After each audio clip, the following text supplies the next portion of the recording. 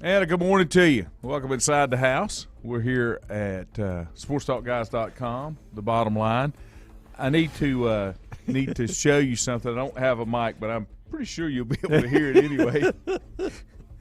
Give me just a moment here to get ready. I've got a new piece of equipment. But a piece of equipment indeed. So here we go. Go ahead and I don't know if I can do play-by-play, but take it away, Lanny. Here's the deal. If you're going to be the man, you got to beat the man. And I'm the man. I hold the 40 pounds of gold right here. You step through that door and you want a match, you got it. I'm here. I'll be here all day. Woo! He actually rehearsed that. There you go. There you got it. Ric Flair is in the house. Yes, he is. Yeah. So glad to have you with us. Bill Bender's going to join us about 8:15. Thank Nothing's God. going to top that. Thank goodness. Yes. Give us the backstory on this. My son has gone crazy. Your son? My son. We went to dinner last night. It was my oldest child's birthday. She turned 37 yesterday. So she lives in Raleigh, her and her husband. My son lives in Winston. And, of course, we're here. So we usually meet in Winston. It's kind of halfway. We've got a great place we eat over there called Oso Eats. And when we got ready, what do you mean what just happened, Richie? I just challenged you. So we met, and then we go to this place and get ice cream. And so he goes into the back of his car, his van, and he pulls this thing out across his shoulder like I had it. And he's bought this belt. This thing probably weighs 20 pounds. It is. And so 25 pounds. I guess I need to just hold on to it for right now because I am the champion. And I'll be the champion until somebody defeats me. That's the way this works. If you want it, you got to come and get it. And I'll be here all day. Because to be the man, you got to beat the man. That's what Rick says.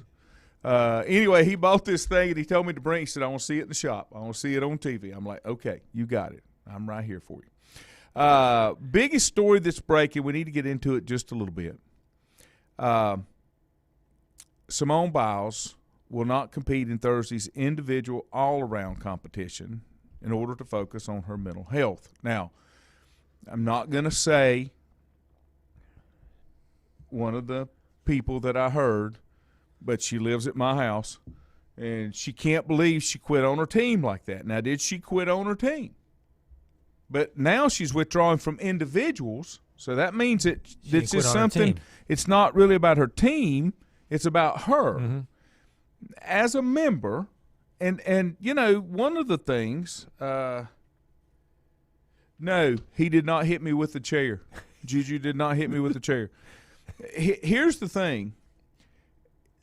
I understand there's a lot of pressure, but if you think about it, and I heard somebody kind of put it into perspective yesterday, it's not like the guys that play true team sports and you've got a season, like baseball, for example, you've got 162 of them. You've worked all your life for an Olympic moment that may last 45 seconds. Yeah.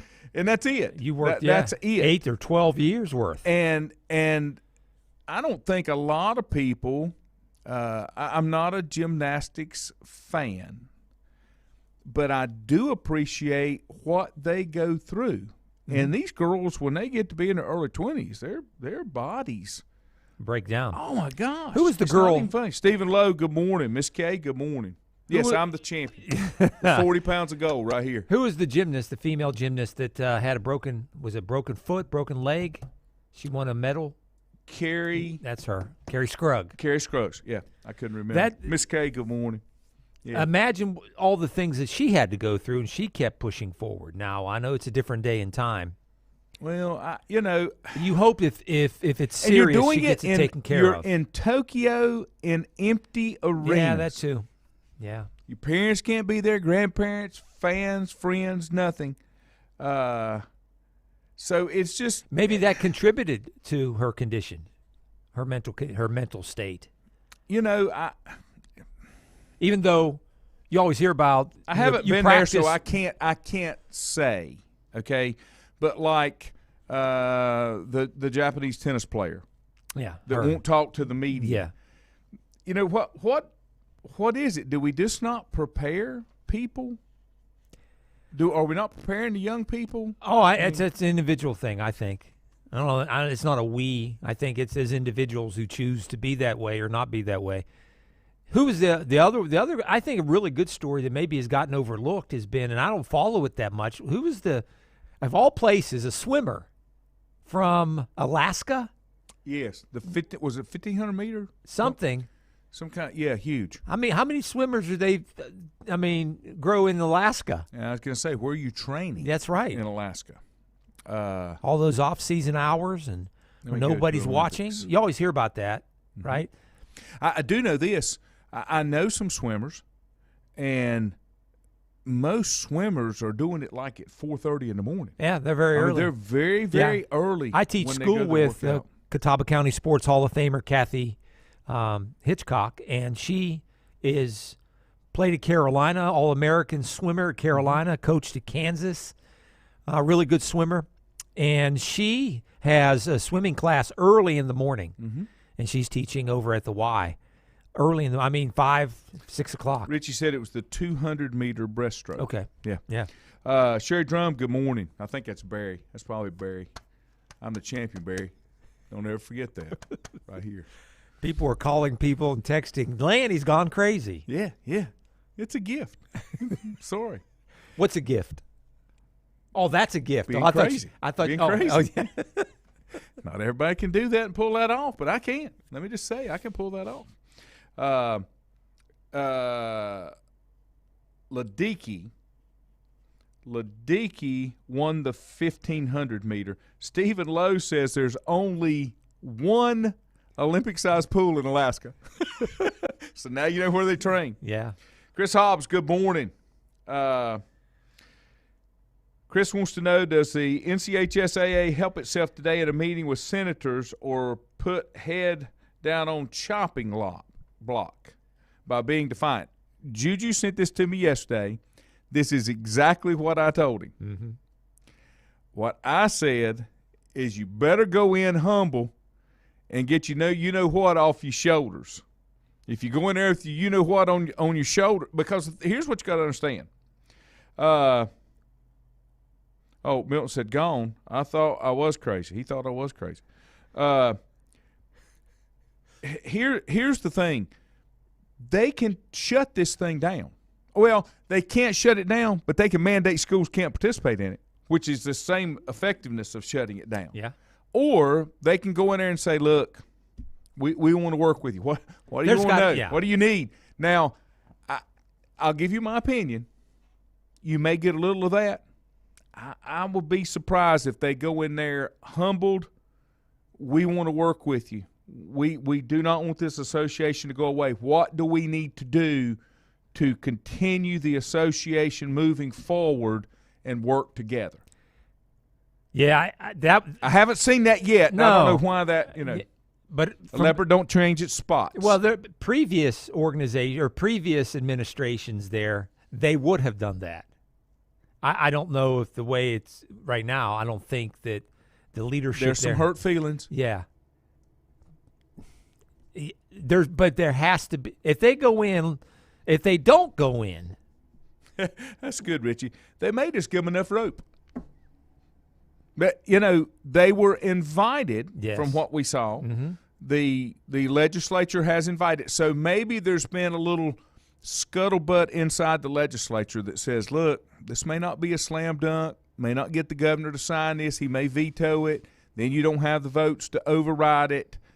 See if we can come to a compromise. I think that's the best thing. I do too. Todd Wimberly, new world champion right here. I hold the 40 pounds of gold. Taking all comers right here. Just mentioning that. But I think that's what happens. Yeah, I don't think that they come in and say, and then eventually push her out. Say, this is it. Put you on a chopping block. Go. You're done. There will be a compromise. Cooler heads should prevail. Chris says if comments come up like Charlie and others were not asked about the money, then why me? Yeah, if you go in there on the defensive, yes, you're going to get I've seen politicians be ugly. I've seen politicians be uglier than radio hosts that kind of bombard guests, when they can't do anything. You're live. What are you going to do? And my guess would be, and you probably know this, Chris, this meeting will probably be live. You'll probably be able to watch this. Yes. So, yeah, it'll be something that is that'll have to be followed. There's no doubt about it. I got to be careful. I don't want to damage my belt, because I am the champion. Woo! Take a break. Bill Bender will join us when we come back. Yeah, cooler heads will prevail. If you ask around, you'll find Burke Mortuary has a reputation for excellence and commitment to value. They've built a reputation of trust for more than 35 years. Burke Mortuary is proud to offer personal attention, meaningful tributes, and the area's most affordable prices. They're also proud to offer you beautiful, state-of-the-art facilities. It's the perfect place to honor your loved one. So when choosing a funeral home, the choice is easy. Choose Burke Mortuary with locations in Maiden and Newton. Whether it's a sit-down meal or a call-in for the drive-thru, Brookwood Cafe and Catering is the answer. A variety of meats, vegetables, and desserts cooked daily, or a hot sandwich from the grill, they have what you're looking for to satisfy your taste buds. If you need catering from 5 to 500, Brookwood has you covered as well. Stop by Brookwood Cafe and Catering at 202 Providence Mill Road in Maiden. Don't forget breakfast daily till 11 a.m. Open Tuesday 6 a.m. to 2 p.m., Wednesday through Saturday 6 a.m. till 8 p.m., and Sunday from 7 a.m. to 3 p.m. Call 828-428-8944 to place your order today. First Federal Savings Bank has been serving Lincoln County since 1940. And as it has been from the beginning, customer service is a priority to First Federal Savings Bank. They want to get to know you by name. First Federal Savings Bank has the convenience, the products, and the services that the larger banks have, but with hometown people that you see throughout your community. Stop in and visit one of their 4 convenient locations and see what First Federal Savings Bank has to offer you. Member FDIC, an equal housing lender. Times convenience stores are more than convenient. They're your neighborhood store, your store. With locations in Lincoln, Catawba, Gaston, Iredell, and Mecklenburg counties, there's one near you. Times convenience stores have the right items at the right price, from snacks, cold drinks, and light meals from the grill, and there's always a special to save you time and money. Times has what you need. Times convenience stores, there's one near you. Regardless of where you're going, there's one on your way. Remember, there's always time to stop by Times. Covenant Church began as a vision of just over 100 people in 1984. Since then, Covenant Church has grown and currently located at 2168 Gastonia Highway in Lincoln. The Sunday schedule includes early morning worship at 8:30, Sunday school at 9:45, and morning worship at 10:45. Their ministries extend beyond Sunday. Visit their website at www.covenantchurch.church to see all they have to offer, and better yet, stop by and see for yourself. Covenant Church may be just what you're looking for a new church home. In the best of times, no one is more deserving of every opportunity, encouragement, and support than the youth in our communities. Parents, teachers, coaches, and sponsors struggle to stretch their budgets to continue help. Communities need a team effort. Times Oil Corporation, a longtime member of the community, established the Times Educational Alliance Mission, or Team Foundation. Since 2011, over $125,000 in grants have been donated in the community. Times Oil and the Team Foundation are proud to be community partners. Untangling your headphones, finding the right remote, saying goodbye to your favorite shirt that hasn't fit in 10 years. Why are simple things sometimes so complicated? Thankfully, with auto owners, insurance doesn't have to be one of them. Auto Owners works with independent agents who live in your community and answer when you call, so you can worry about more important things, like finding a new favorite shirt. That's simple human sense. Call Mooney Insurance in Maiden or East Lincoln Insurance in Denver, or visit mooneyinsurance.com. Stiefel Nicholas now has an office in your community. Stiefel Nicholas is a full-service organization offering a wide range of investment vehicles and services. These include money market funds, CDs, stocks, bonds, mutual funds, annuities, retirement plans, and managed accounts, to name a few. Our financial advisors will sit down with you and help you tailor an investment plan, explaining strategies and investments which may help you achieve your personal goals. Call 4Rembert today at 828-624-7300. Stiefel Nicholas, member SIPC and the New York Stock Exchange.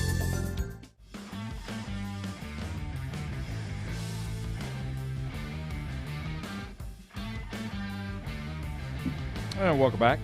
We'll head over to our guest line as we do each and every Wednesday and bring on Bill Bender, Sporting News. Bill, good morning. Hey, good morning, Lanny. Thanks for having me on. Yes, sir. You know, it looks like this, and I hate to say it, that we're in the middle of realignment again in the college world, but it looks like that's where we're going. We're headed. It appears the Texas-Oklahoma thing is kind of done. There was an article came out. I can't remember if it was CBS or 24/7 Sports. Somebody had put, well, here's what we think is going to happen to what we now know is the Big 12. And, of course, there's some rumblings that the Big 10 may pick up some things. What are you hearing? Well, I mean, that's where we're at. Once somebody moves, then people get panicky and they start to make the move. You know, the Big 10, I think they're going to be a little more picky this time, a little more choosy about their next move and if they make that move and who it might include. I know everything we've read and that's been reported is it'll be in one of those AAU schools, which that's not summer basketball. That's those academic institutions that have a little bit of a higher score. So I don't know if they're going to – and if you do that, you risk the SEC going after some big-time ACC powers too. You know, when you look at it, there's – you know, we went through this – me and Gigi were trying to figure it out yesterday. Was it 10 years ago we went through this? We went through the big shakeup. It appears it's going to happen now, but it really looks like – we may get down to 4 power conferences when all this is said and done, because it looks like what we know now is the Big 12 may not exist anymore. Well, that's a big question is how many super conferences are we going to have? Is it going to be 4 with the absence of the Big 12? Will the Big 12 survive by taking a group of 5 schools and just be considered a little bit lower? Will it be 3 super conferences? You know, will the Pac-12 and Big 12 merge? Will the ACC kind of split in half with the Big 10 and SEC? Or will it just be 2? And then we're dealing with something akin to the NFL where you have an AFC and NFC of sorts just made up of 24 to 30 schools each. All of those are possible. Hey, Bill, how far along do you think this whole process is? You know, we heard last week that maybe all the talk about this has been in the works for the last 5 or 6 months. Do you think that they're further along? Do you think, I know as media we're speculating on what could happen. Do you think some of these conference commissioners or presidents have thought this through and are further along than what's being reported? I mean, if Texas and Oklahoma were doing this for 6 months without anybody knowing, I have to assume the answer is yes. And you'd have to assume when conference commissioners tell you no comment or we haven't even broached that subject. Well, they're just I've learned to just accept that you're being lied to your face. So I'm sure some more of that I'm sure a lot of phone calls have been made. You know, when you look at it, Bill, we're talking Bill Bender, Sporting News. I wonder, you talk about this super conference. You had an article exploring Big Ten's best expansion plans for building a super conference, and then you talked about this 32-team situation where you had 4 divisions, kind of like the NFL does. That basically is what I've said needs to happen for a long time, but it just needs to be football only. You do not need to drag all the other sports so that you've got to have, tennis or cross country going to all of these different places. Those need to be more regional. But this could kind of shape out and not just be a super conference, but it could become its own association. I know one of the things that I read said that with the addition of Texas and Oklahoma, the SEC would make more money than the NCAA. Yeah, they're projecting that to be $1 billion conference now. I mean, that's insane. So, yeah, that's unbelievable. And it's you know what? Good for Greg Sankey for being ahead of the game. He is the one commissioner that rarely do you hear people rip him, right? Because he's always one step ahead. So good for him. And to your point about the other sports, I totally agree because, the tennis team going from West Virginia to TCU already isn't easy. Mm-hmm. So if you're going to make them go from West Virginia to UCLA, the travel costs will be absurd. So I totally agree with that. I don't know if they'll do it that way, Lanny. But I agree with that sentiment 100%. How much do you think TV is driving some of this. With ESPN and Fox really controlling college football right now with the TV rights, I'm sure they don't want the Amazons and the other streaming services to get involved. You think that like ESPN is driving part of this realignment as well? Oh, for sure. Well, I mean, absolutely. I don't see how they wouldn't be. And the TV money that they get from the SEC network and the ACC network, that's why, I'm leading to believe that maybe some of those ACC schools will merge with the SEC. Maybe they'll find a way to make it a super conference if that's the way it goes, a super southern super conference. The Big Ten network and the Big Ten and Pac-12 are very closely aligned with Fox. Mm-hmm. And so, the TV networks are absolutely going to play a role in this and I don't know if they can say, hey, you have to go here, but they can certainly offer TV money and influence in terms of what those next moves might be.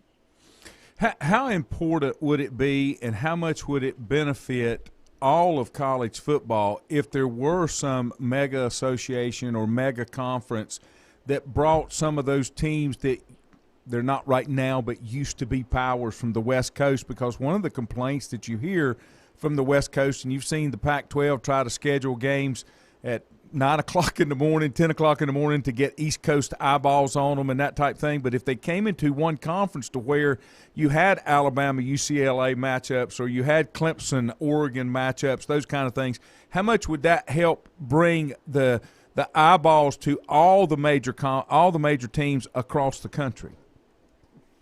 No, the USCs and UCLAs, they'll take that.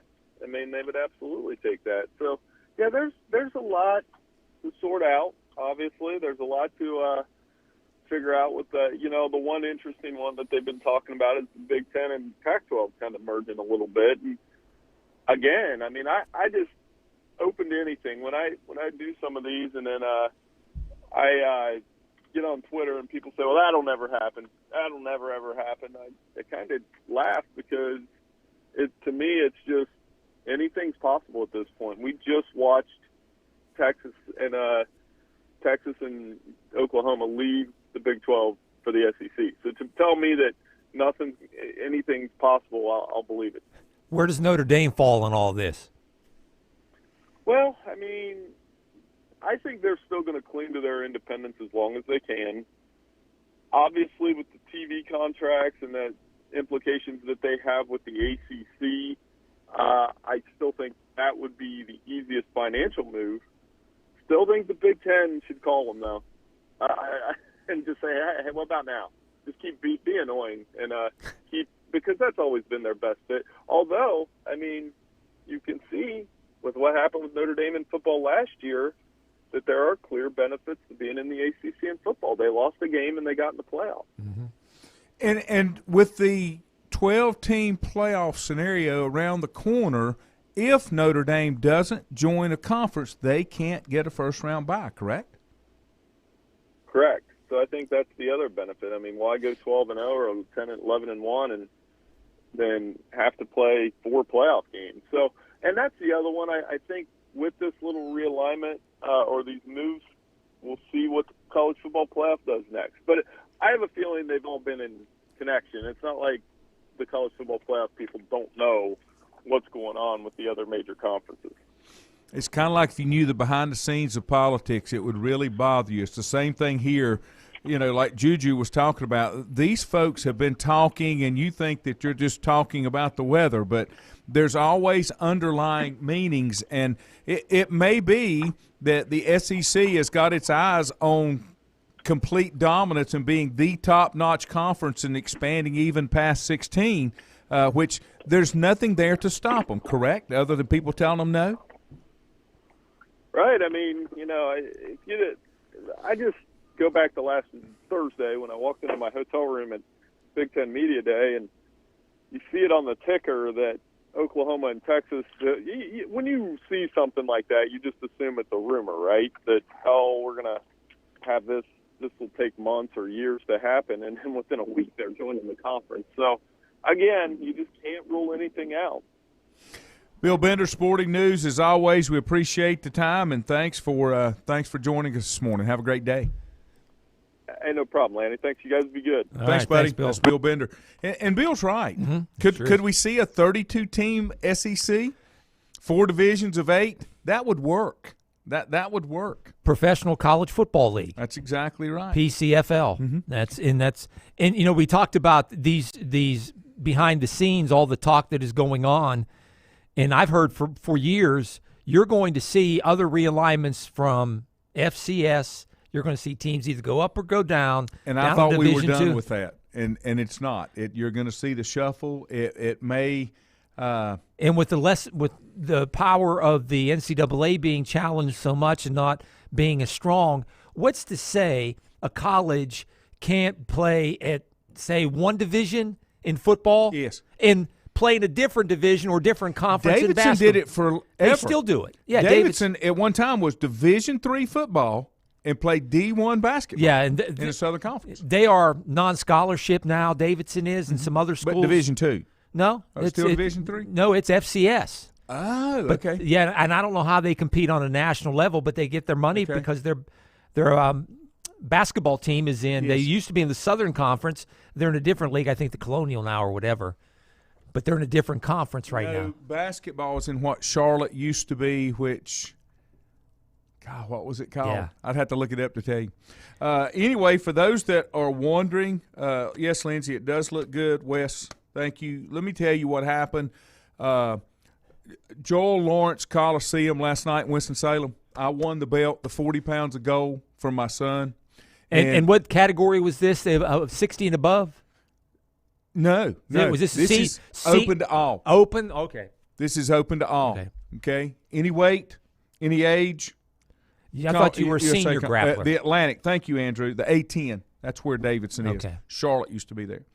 But the 40 pounds of gold is always on the line. You step through the door, we'll go in the yard. It doesn't matter. Wherever, these are no rules matches, and I'll take all comers. But now I've got the 40 pounds of gold. And it will stay here until somebody takes it from me. You look remarkable after being through what you were through last night to come through and be here this morning with us. Huge crowd at Joel Lawrence Coliseum there in Winston-Salem. You must have pretty good handlers to help you. It's all in the training. I do it completely with the elfing magic of the Keebler Elves and Pecan Sandies, just in case you're wondering, and Diet Pepsi. We'll So I do that with a straight face. Yeah, that's right, Wes. I'm a fighting champion. Don't you ever forget it. To be the man, you got to beat the man. I'm the man. Woo! And plyometrics. You do that too, right? I do everything. If you ask around, you'll find Burke Mortuary has a reputation for excellence and commitment to value. They've built a reputation of trust for more than 35 years. Burke Mortuary is proud to offer personal attention, meaningful tributes, and the area's most affordable prices. They're also proud to offer you beautiful, state-of-the-art facilities. It's the perfect place to honor your loved one. So when choosing a funeral home, the choice is easy. Choose Burke Mortuary with locations in Maiden and Newton. Whether it's a sit-down meal or a call-in for the drive-thru, Brookwood Cafe and Catering is the answer. A variety of meats, vegetables, and desserts cooked daily or a hot sandwich from the grill, they have what you're looking for to satisfy your taste buds. If you need catering from 5 to 500, Brookwood has you covered as well. Stop by Brookwood Cafe and Catering at 202 Providence Mill Road in Maiden. Don't forget breakfast daily till 11 a.m. Open Tuesday 6 a.m. to 2 p.m., Wednesday through Saturday 6 a.m. till 8 p.m., and Sunday from 7 a.m. to 3 p.m. Call 828-428-8944 to place your order today. First Federal Savings Bank has been serving Lincoln County since 1940. And as it has been from the beginning, customer service is a priority to First Federal Savings Bank. They want to get to know you by name. First Federal Savings Bank has the convenience, the products, and the services that the larger banks have, but with hometown people that you see throughout your community. Stop in and visit one of their 4 convenient locations and see what First Federal Savings Bank has to offer you. Member FDIC, an equal housing lender.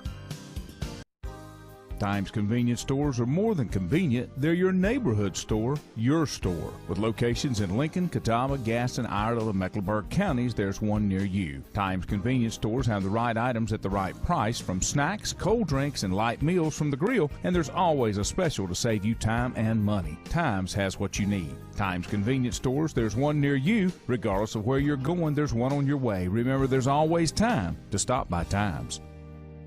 Covenant Church began as a vision of just over 100 people in 1984. Since then, Covenant Church has grown and currently located at 2168 Gastonia Highway in Lincoln. The Sunday schedule includes early morning worship at 8:30, Sunday school at 9:45, and morning worship at 10:45. Their ministries extend beyond Sunday. Visit their website at www.covenantchurch.church to see all they have to offer, and better yet, stop by and see for yourself. Covenant Church may be just what you're looking for a new church home. In the best of times, no one is more deserving of every opportunity, encouragement, and support than the youth in our communities. Parents, teachers, coaches, and sponsors struggle to stretch their budgets to continue help. Communities need a team effort. Times Oil Corporation, a longtime member of the community, established the Times Educational Alliance Mission, or Team Foundation. Since 2011, over $125,000 in grants have been donated in the community. Times Oil and the Team Foundation are proud to be community partners. Untangling your headphones, finding the right remote,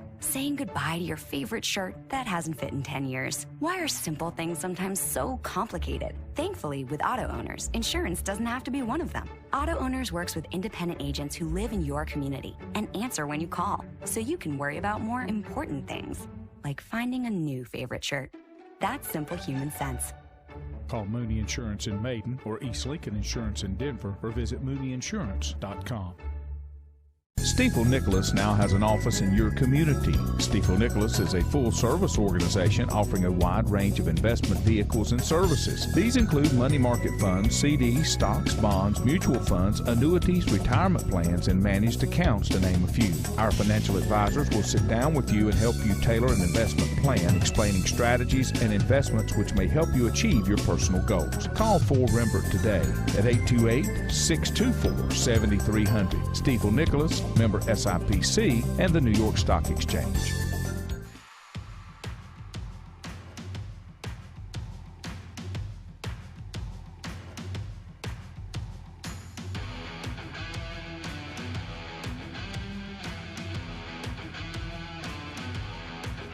And welcome back. Glad to have you here this morning. I'm going to roll through some comments. I got a tablet now. So I can read comments and I can see them. And if my phone starts ringing, it won't bother anything. Ford, good morning. Todd said, I wish they'd talking about the NCHSAA, I wish they'd take some of their excess money and give back to the high schools to help their budgets. I saw some of the things that they have done and not done. Nick Stevens did a great article on high school OT where they broke down the $41 million in assets and what it was, and it was almost like government. Well, we got this, but we can't do anything with it, and you can't do anything with it, and we have to use this for this and that for that, and that kind of thing. So we'll see. Chris said, I wish simply that they be subject to open meetings and public disclosure laws, period. That's from a media standpoint, and I get that. I get that. But, you know, the other side of that is, like Ford said, my wish is that they would be truly for the growth and development of the student athlete first, addressing the matters and challenges through meaningful guidelines while using less rules and regulations, too restrictive on in all areas, too much control with little to no oversight over taxpayer-funded entities, lots of defiance and defending of actions. That in itself says there are many things that are wrong and need to be looked at much deeper, which when you go back to what Chris said, that's where the open meeting, the access to everything, some of that would help. Now, I told you one of the things that I liked in the bill that was in there is the whole appeal process will be transparent. Mm-hmm. You'll have multiple people looking at the decisions to make sure that the rules were followed and carried out from the previous. You know, I've made this comment just briefly politically here. When you talk about capital crimes and death penalty and that kind of stuff, you should get 2 reviews. It should be reviewed that things were done properly, and then it's over. You don't sit there through a review process for 20 years. One of the things that's happened is we don't carry out, we don't execute. That's a bad word. We don't carry out what needs to be done because we're constantly second guessing. Mm-hmm. And you know as well as I do that you don't make a decision if you don't do anything. I mean, you have to do that. Do you think the association would have acted as they have been over the last whatever many years had not there been $41 million in the coffers? Ask that one more time now. Do you think the association would have acted the way they've acted and all the things that Forge has pointed out? Would they have acted that way had they not had the $41 million in the coffers to protect? You know, if they only had a few $1 million that they gave it away and they gave it to the schools and gave it to help student athletes, do you think they would be that way? Almost the arrogance. I don't know. I don't know. It's almost like don't challenge who I am. But they weren't that way at the beginning. And we were around when that all started with Charlie Adams. Let me ask you this. They were much more open. Let me ask you this. If you are being challenged more and more about what you're doing, and you have something you can hide behind because you don't want to deal with it, I don't think it has anything to do with money. I think the downfall is when they became a private organization. I think they carried that too far, and they forgot about we're serving a public entity. Yeah. We can't hide behind that. Now, if we did it because nobody wanted us, that's fine. And we did it to be a 501(c) or whatever it is. We did that because we did have assets and money. We didn't want to be taxed as a taxable corporation. I get that. Mm-hmm. But there are a lot of nonprofit organizations that have complete open books and open, financial statements, meetings. Isn't there a federal organization that goes around and polices that kind of thing? On the religious side. Oh, just on the religious side. As far as I know. Okay. Yeah. And that's exactly what I was referring to, that you've got some religious organizations that they are private, they don't have to open up anything, and they don't. Even down to small local churches do that. If you put that up as your barrier, then you probably have something to hide, because if you didn't have anything to hide, why would you be using that? Why wouldn't you just be open about it? Yeah. And a lot of times they say, well, just like has been the case here, the general public doesn't understand. Then educate me. I'm reasonably intelligent. I'm not the most intelligent. I got 2 pieces of paper hang on my wall, but explain it to me. Yeah, and I was just wondering that at the national level, I thought there was like a group, an organization that goes and looks at nonprofits and say they rank and grade them, nonprofit organizations, on what they do, where their money goes, private or public. Yeah, the IRS can look at it. That's correct, Milton. They can, to make sure that they're not. But the IRS is only interested in, did they do anything to skirt paying taxes? And I don't think that's what's going on. No. So there's nothing there. Forrest says you're exactly right. I think the money has something to do with it, but I think it's more of, I don't want to be questioned about what I do. This is the organization that we run, and this is how we're going to run it, and don't question how we run it. And I think that's where the rub started from. And I think, they say, well, it goes back to the Anson County thing when they did the suspension or knocked them out of playoffs, whatever it was. I don't think it was as much that as much they didn't give them the explanation that was needed to explain why they did it. Mm-hmm. And to show this is what we do. When you do A, we do B. We don't care where you're from Murphy to Manio, this is what happens. That's where I think we lose so much of it, and that's where don't get me off on another tangent. When you start talking about the legal system and courts, it's the same way. If you got money, you don't pay the price if somebody don't have money. it's gotten too big. Besides getting big in their britches, but it's gotten too big. They almost need to branch off and have an east and a west. Not something that's. But there's only 15 of them. But I think they got too big with power and control, not from size. Well, with schools, right? But you're right.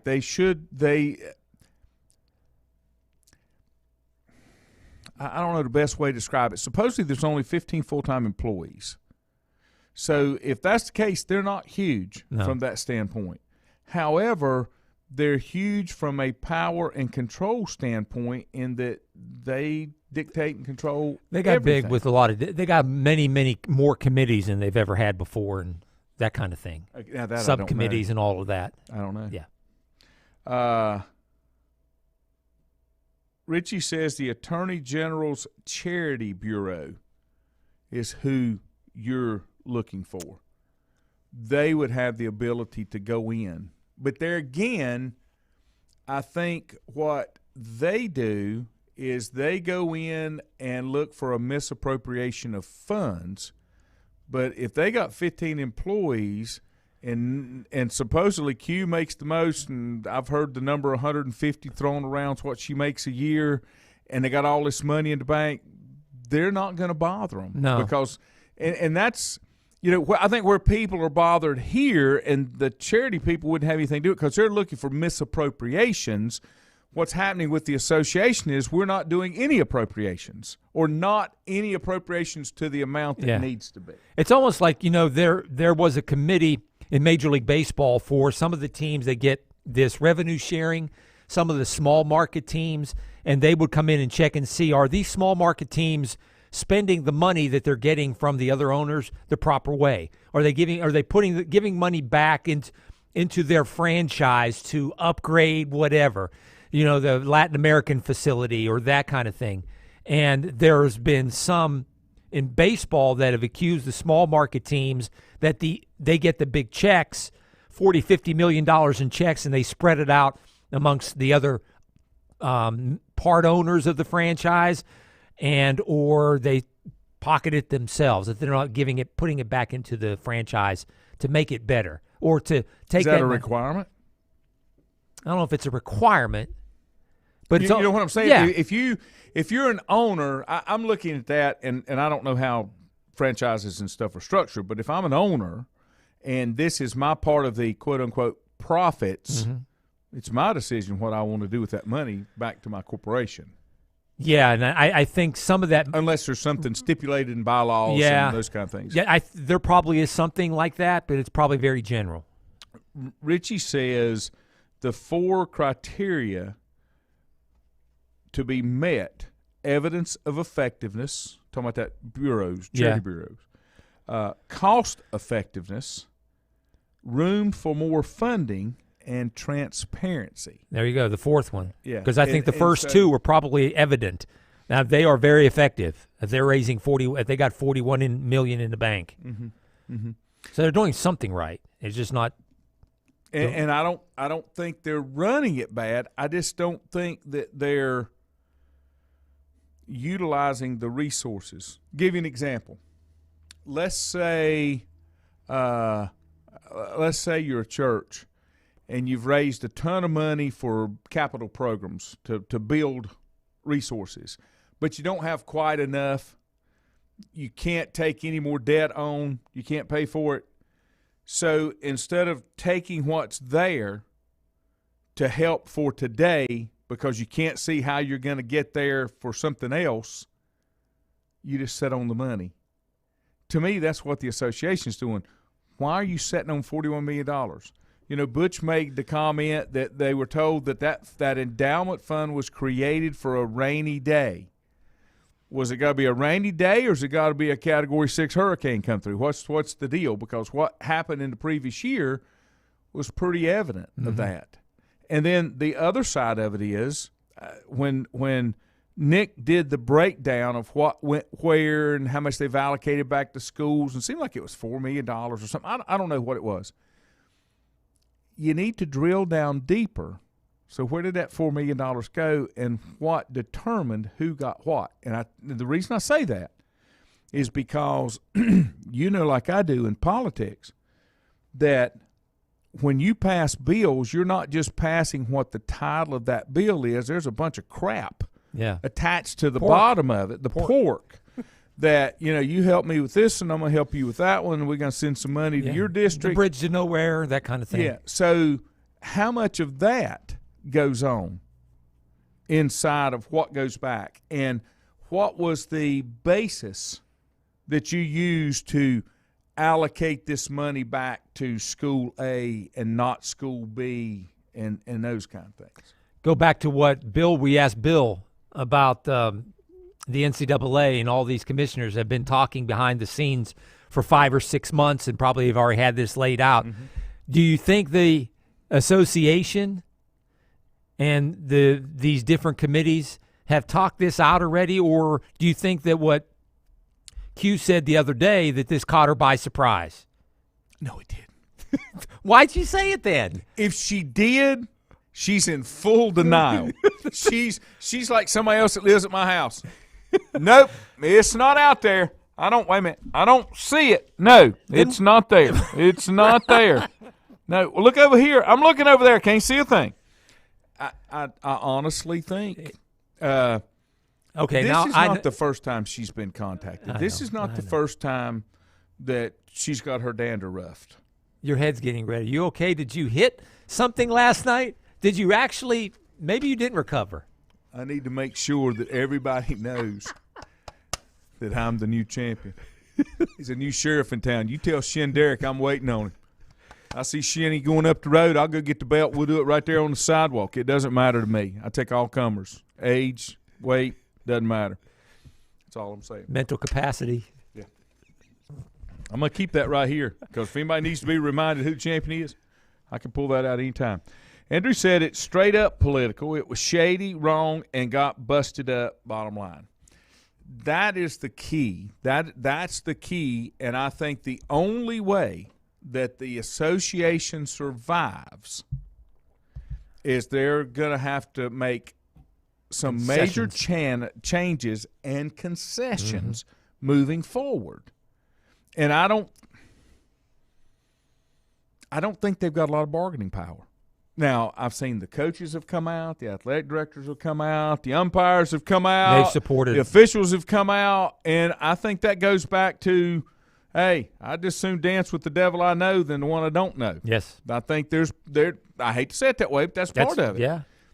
I don't know how bad the next one will be. I know how bad this one is, and I've kind of learned to navigate around it, and I don't want to learn another one. So I think that's part of it. Forrest said, I believe there needs to be one association. Each classification should have its own sub-associations that handle the unique sets of issues that go on at the different size schools. One size fits all or unique issues is not truth. And that is correct.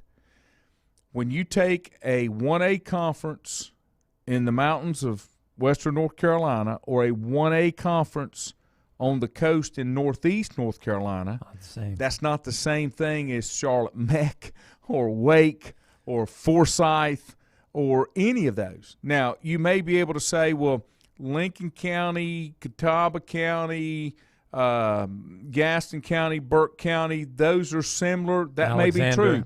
But you somewhere you've got to get some semblance of how this is going to be done and how you handle different things. I go back to when I was growing up in PA. They had the Western Pennsylvania Intercollegiate Athletic League, WPIAL, they call WPIAL.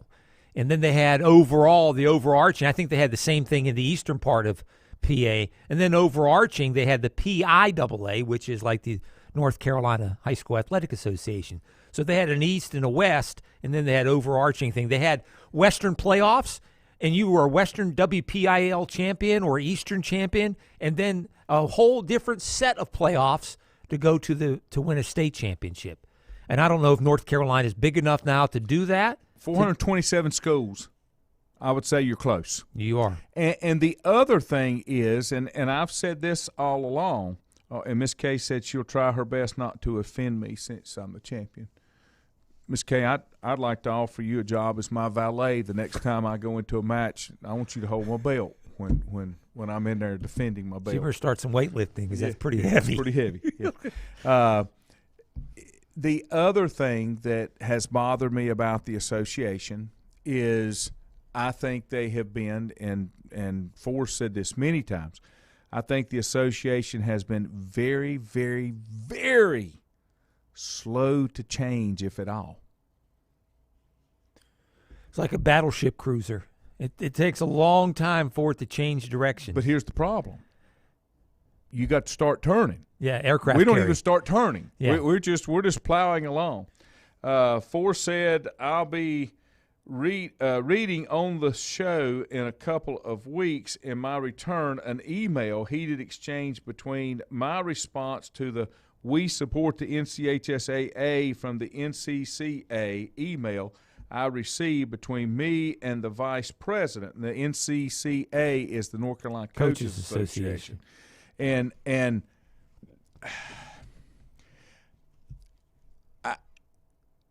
when I saw the support that was out there, I'm like, did I miss a meeting? I don't remember a whole lot of coaches being that crazy about the way the NCHSAA does a lot of things. To come out almost 100%, yep, we back you. That's not what you hear after a game or after a situation. Yeah. Or after a season or after a playoff. Or after you've tried to get something done and it fell on deaf ears. Yeah. I mean, it's what they say publicly is different from what they say privately. That's correct. Yeah. That's correct. And now Nick said that when they did their poll, they did it anonymously. And I'm sure they did, but it was a different set of circumstances when they did it. But I'm not convinced that it's all that, yeah, this is the greatest thing ever. Yeah. You got some on this day? I sure do, my friend. Nice events happened on this day in sports history. Let's go first to baseball. I'm going to start a little bit later than baseball.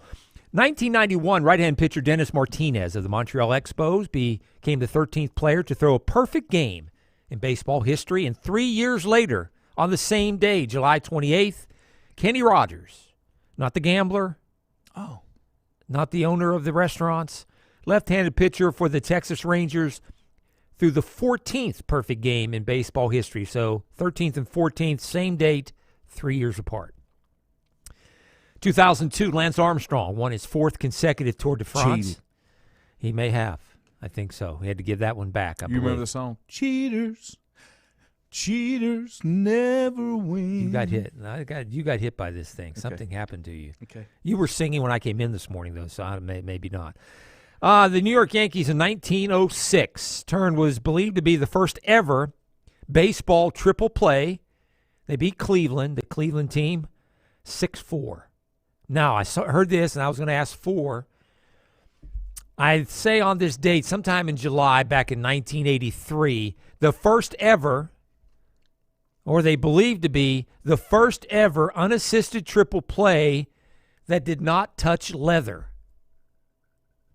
happened. Can you figure that out? An unassisted triple play happened in baseball, and the ball never touched leather. Leather being a glove? Leather being a glove. Not bases. Bases are canvas? Yeah. Maybe? It Okay. had nothing to do with that. I mean, I'm not touching a glove. Okay. First and second, pop up, infield fly, 1 out. Guy, it was a 3-2 pitch. First and second, and the guy running from first to second ran to second and passed the guy up who was at second going to third. They kind of crisscrossed. Second out. Because infield fly, automatically the batter's out. All right, so that's 2 outs. One of the runners, I think the one going from first to second, when he rounded second base, the ball came down and hit him on the head or on the shoulder. Because if you're a base runner, you got hit by the ball, you're out. Yep. So he got hit by the ball. No bare hand. Sorry, Andrew. No, infield fly, 2 outs, and The other one is when they crisscrossed. Wow. Okay. Did not touch leather. Okay. I read that the other day. Now, I didn't explain it very well, but no, you did. I thought you did good. If I understood it, you did great. Okay. 1929, Chicago Cardinals, first NFL team to train out of state. They trained in the great state of Michigan, I think in the Upper Peninsula at the time. 1933. Was that heat related, you think? Probably. Now everybody does, except this year, which some teams aren't. Mm-hmm. And though I don't think it's heat related for Spartanburg because the Panthers start today and it'll be 105 in Spartanburg. It'll be today. $1 million. Yeah. Yeah, it's going to be $1 million. The NFL today on this date in 1933 divided for the first time into 5-team divisions. They were 10-team leagues, East and West. 1984, the games at the 23rd Olympiad, we talked about this the other day, began in Los Angeles. And Dale Murphy in 1989 became the 14th man in baseball history to hit 2 3-run homers and drive in 6 in the same inning. Now, the Braves player last night, Austin Riley, had a pretty good game. He had 2 homers and I think drove in 6 runs as the Braves won again last night. But anyway, those are some of the things that happened on this date in sports history. Did you do Ken Griffey Jr.? I did not. 1993, Mariner Ken Griffey Jr. is the third to hit home runs in 8 consecutive games. Wow. 8 straight games. Because you took most of mine. I think the record is 10. The record is 10. 10, okay. I think. 10 consecutive games. Let's see. Yep, you got all mine. You got some birthdays? I do. Just a few. Former Panther, Cowboy defensive lineman Greg Hardy turns 31 today. Thought he would be older than that. Who? Greg Hardy. Maybe it's 41. No, it'd be 31. 31. It couldn't be 41. Okay. Mm-hmm. Bud Foster, retired and football coach for Virginia Tech. Longtime defensive coordinator, is 62 today. Clint Longley, the Mad Bomber, Dallas Cowboy quarterback, only guy that ever challenged Roger Staubach to a fight. Punched Roger Staubach and then was never seen again. Left the building, as they say. He turned 69 today. Walker Buehler, right-hand pitcher, Dodgers, went to Vanderbilt, very good pitcher, 27. Former Charlotte O's pitcher, he played in the minor leagues, major leagues, Bob Malacky, turns 57. He was, I think, a former pitching coach for the Crawdads way back in the 90s. The great Bill Bradley, basketball player, New York Knicks, politician, 78. Doug Collins, who I believe was either Michael Jordan's first or second coach. I want to say he was the first coach, but I could be Maybe wrong. Kevin Lockery was his first coach. Okay. But anyway, Doug Collins, a longtime NBA coach, broadcaster, is 70 today. Those are some of the birthdays. A passing on this day in 2009, and I'll give you the linkage here. The great Jim Johnson, the assistant coach, defense coordinator for the Eagles. He was there for 10 years. One of his proteges. Ron Rivera? No. McDermott? Sean McDermott. Yep. That's and Sean McDermott, I'm hearing people talk about Super Bowl contender this year coming out of Maybe it's their time. Out of Buffalo. Maybe it is. I wouldn't mind being in Buffalo today. I wouldn't mind either. It might be as million degrees up there too, though. I don't know. See if I got any birthdays that we might have slid over here. Get a little outro music going here. It's almost time to go. Hit the right knob. There you go. I'm not hitting the buttons. You're going to have to get some wrestling music then. If you're going to keep this here and wear this and challenge people on the air. You think I can't find some I know you could. Walk-up music. I'll be finding some walk-up music, Yes, and I'll will. be walking up. Today is Vida Blue's birthday. Okay. Yep. Major League Baseball pitcher, Cy Young, American MVP in 71. He was born in Mansfield, Louisiana. Wore number 14 as a pitcher. Left-handed. And still with us, Dana White. Danny White? Dana, president of the UFC. Oh, okay, yeah. Turns 52. I didn't realize he was that young. I mean, that's young considering our age. Yeah. I would have thought he was older because he has done well in that business. Let's see. That's all I've got. And training camp, they start hitting today in the NFL. The Steelers, they're expected to they're having their training camp at the stadium in Pittsburgh. They could not go off. There was something with COVID. And today they're having open crowd. Mm-hmm. They're opening up the stadium. They're expecting 35,000 for the first day of hitting. You were talking about being in Buffalo? Mm-hmm. Richie said one of his contacts told him it was 96. In Buffalo. Wisconsin. Oh, yeah, I got out of there just in time. 96 in Wisconsin. But you can still go up north, and there's some places where it's in the 70s. Okay, I'll take your word for it. Yeah. All right, got to get out of here. I'll be back tomorrow. Not really sure who'll be here, but somebody will be here. I'll be here, and as always, I'm open to challengers right here. 40 pounds of gold. Have a great day.